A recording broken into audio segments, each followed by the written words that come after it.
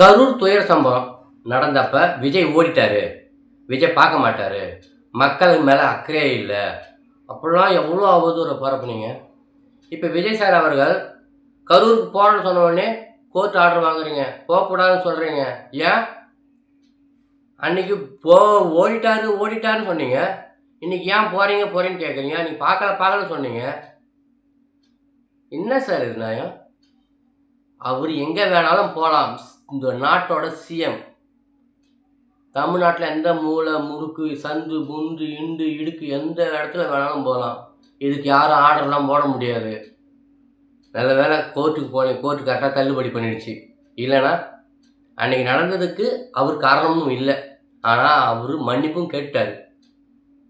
அன்றைக்கி நடந்த சம்பவத்துக்கு முழு காரணம் அன்றைக்கி இருந்த ஆட்சியாளர்கள். அடுத்தது காவல்துறை. இது 2 தான் காரணம். காவல்துறை சரியான முறையில் அன்றைக்கி நடவடிக்கை எடுக்கலை.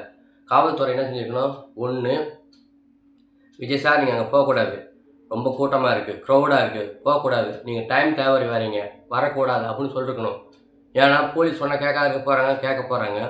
நீங்கள் சொன்னீங்களா, செஞ்சீங்களா, பழைய தூக்கி அவர் மேலே போட்டீங்க. இன்றைக்கி அந்த மக்களுக்கு நல்லது செய்ய போகிறாரு.